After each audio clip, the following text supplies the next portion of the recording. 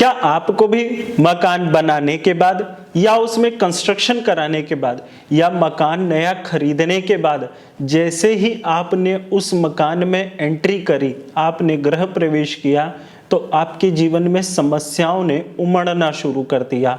समस्याएं दिन प्रतिदिन बढ़ती जा रही हैं, आपके बिजनेस के अंदर बहुत लॉसेस होते जा रहे हैं, कर्ज की स्थिति भी बढ़ती जा रही है, मन भी आपका बहुत उदास और परेशान रहने लग गया है। और या फिर आपको अपनी नौकरी के अंदर वही बॉस जो आपकी बहुत तारीफ करता था और आपके प्रोफेशन को, आपकी स्किल को बहुत एप्रिसिएट करता था, अब वो आपको इग्नोर करके आपके जूनियर्स को प्रमोशन देता जा रहा है और आपको वो इग्नोर करने की कोशिश करने लगा है और आपको स्वयं भी नहीं पता कि ऐसा क्यों हो रहा है। कई बार ऐसा आप जाने अनजाने गलतियां कर देते हैं जिसके कारण आपको ये तो दिखाई देता है कि तकलीफें हैं, लेकिन उसके पीछे कौन सा ग्रह या क्या परिस्थिति है जो आपको तकलीफ दे रही है वो नहीं दिखाई देती। मैं आज आपसे इसीलिए बात करने वाला हूँ कर्म स्थान के मालिक जन्म कुंडली के अंदर जो शनि देव होते हैं और जो न्याय के मालिक हैं और लाभ के दाता हैं शनि देव। मैं उनके जो भी छोटे मोटे पॉइंट्स हैं बहुत इंपॉर्टेंट आज आपको वो बताने वाला हूं। ध्यान से मेरी वीडियो को देखेगा और चैनल को सब्सक्राइब करके बेल आइकन को प्रेस करके ऑल नोटिफिकेशन पर क्लिक कर लेना ताकि जो भी वीडियोस आए वो आपके पास सबसे पहले पहुंच सकें। आप मुझे फेसबुक और इंस्टा पर भी फॉलो कर सकते हैं, डिस्क्रिप्शन बॉक्स में उनके लिंक्स दिए हुए हैं। अब मैं आपसे बात करूंगा कि देखिए, जब भी जन्म कुंडली के अंदर इस प्रकार से शनि राहु साथ मिल करके बैठे हुए हैं, सूर्य शनि का जन्म कुंडली के अंदर साथ हो किसी भी भाव के अंदर, या फिर शनि राहु आपके तीसरे भाव के अंदर बैठ गए हो, पांचवें भाव के अंदर बैठ गए हो, छठे भाव के अंदर बैठ गए हो, आठवें भाव के अंदर बैठे हो, नौवें भाव में बैठे हो, 10वें भाव में बैठ गए हो, या फिर जन्म कुंडली के 12वें भाव में शनि देव राहु के साथ आकर बैठ गए हो, तो ऐसी परिस्थिति के अंदर व्यक्ति को मकान बनाने, खरीदने, मकान में कंस्ट्रक्शन कराने के पहले किसी बेहतर कंसल्टेंट की एक बार सलाह ले लेनी चाहिए। उससे अपने ग्रहों की टाइमलाइन चेक करा लेनी चाहिए कि कहीं ऐसा तो नहीं कि जैसे ही कंस्ट्रक्शन कराई और घर में मुसीबतें चालू हो गई। कहीं ऐसा तो नहीं कि आप जैसे ही नए मकान के अंदर प्रवेश करते हैं घर में सभी को बीमारियां लगनी शुरू हो जाती हैं, बीमारियों का सही प्रकार से इलाज नहीं मिल पाता। अभी तक मैंने आपको शनि देव के खराब लक्षणों के बारे में बताया। अब यहाँ पे मैं इसके पीछे कारण बता देता हूँ।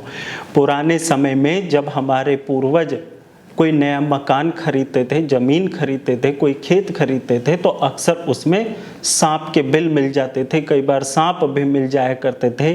तो होता क्या था कि वो उसको जाने अनजाने मार दिया करते थे। बहुत सारे लोग तो ये भी कर लिया करते थे। कई बार ऐसा भी होता था कि जब दूध देने वाले जानवर भैंस जब दूध देना बंद कर देती थी तो उसको भी उठा के किसी को ऐसे पर्सन को दे देते थे जो अनडिजर्विंग होता था।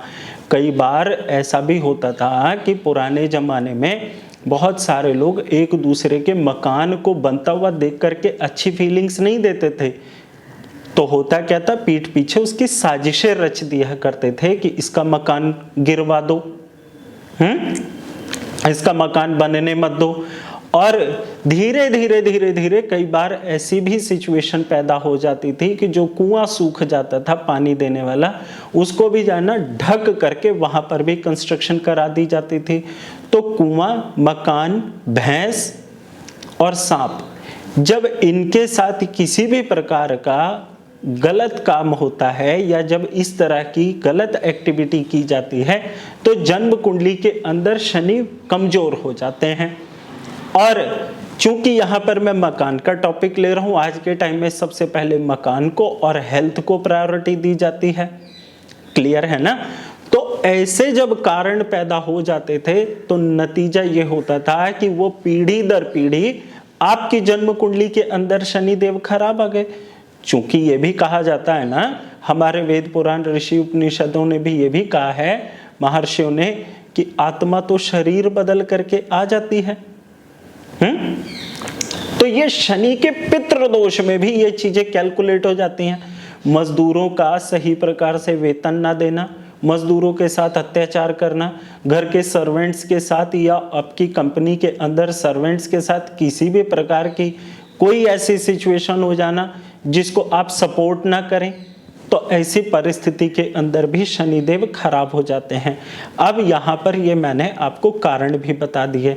जब भी आप शराब मांस का सेवन बहुत ज़्यादा करने लग जाते हैं, स्त्रियों के साथ आप अपमानित या अभद्र भाषा में बात करने लग जाते हैं, आप दिन के समय शारीरिक संबंध ज़्यादा बनाने लग जाते हैं, आप इनके साथ साथ जुए और सट्टे में भी अपना समय और पैसा खराब करने लग जाते हैं, तो आपकी जन्म कुंडली के अंदर शनि देव यदि खराब परिस्थिति के अंदर होते हैं तो ये और खराब हो जाते हैं। मेरे बहुत सारे भाई बहन दोस्तों को ये चीज़ थोड़ा सा अनकंफर्टेबल लगेगी कि जो लोग इतना शराब मांस अंडे का सेवन करते हैं, गलत कार्य करते हैं, फिर उनको कैसे तरक्की मिल जाती है।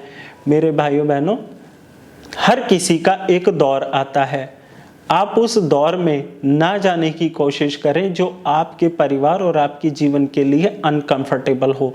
इसीलिए ज्योतिष का सीधा सीधा माध्यम है कि दूसरों की बुराइयों से या दूसरों की गलतियों से स्वयं को संभालना सीखें, ताकि आपका समय का सही सदुपयोग हो सके। इससे भी आपकी कुंडली में शनिदेव अच्छे हो जाते हैं।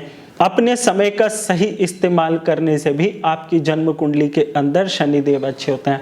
ये तो मैंने आपको कारण भी बता दिए और लक्षण भी बता दिए। अब इनके उपाय क्या करें। यदि आपने मकान बना ही लिया है और आप अब उसमें प्रवेश कर चुके हैं, या जमीन खरीद ही ली है और अब आप उस पर कंस्ट्रक्शन शुरू करवा चुके हैं, तो अब उपाय क्या करें ताकि आप इस तकलीफ से बच सकें। तो सबसे पहला उपाय तो आप यही करें कि इस तरह के नारियल और बादाम लेकर के जब तक कंस्ट्रक्शन चले तब तक आप मजदूरों को बांटते रहिए। लेकिन ध्यान रखिएगा, अपने यहाँ काम करने वाले मजदूरों को या सर्वेंट्स को नहीं देना, बाहर दीजिएगा। नंबर 2 उपाय, घर के अंदर तला हुआ खाना कम से कम बनाएं। घर के सभी लोग चांदी जरूर पहन करके रखें। और क्या उपाय करें, घर के अंदर गंगा जल ज़्यादा से ज़्यादा इकट्ठा करते चलें।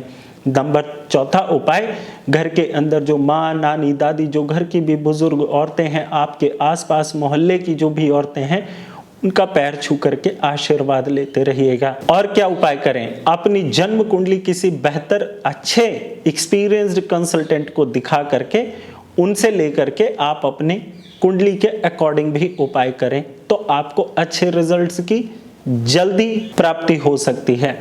इसके साथ और क्या चीज हो, देखिए जन्म कुंडली के जब पहले भाव में, तीसरे भाव में, 5वें भाव में या 6ठे भाव में शनिदेव बैठे हैं, तो आप इस तरह का लोहे का बर्तन ले लीजिएगा, उसके अंदर सरसों का तेल डाल करके और एक साथ में सिक्का भी डाल लीजिएगा, कॉइन, करेंसी कॉइन, ये डाल करके अपनी शक्ल अच्छे से देखिएगा उस तेल के अंदर, और ले जो भी मांगने वाले आते हैं तेल, उनको आप ये दान दे दीजिएगा। यदि आपके घर के या आपकी सोसाइटी में नहीं आते मांगने वाले, तो आप ये तेल मंदिर में जो तेल पात्र रखा होता है शनिदेव जी के सामने, आप उसमें भी जा करके डाल दीजिएगा, आपको इसका रिजल्ट जरूर मिलेगा। अब जैसे आपकी जन्म कुंडली के अंदर यदि शनि 6ठे भाव में बैठे हैं, तो आपको नॉनवेज, पहले तो 1 से लेकर के 6 तक जिनकी भी कुंडली में शनिदेव बैठे उनको नॉनवेज, अंडा, ड्रिंक वगैरह तो करना ही नहीं चाहिए। और जो 6ठे भाव में शनिदेव बैठे हैं, वो साल में एक बार चमड़े का एक जोड़ी जूता किसी मजदूर आदमी को दान जरूर दे दीजिएगा।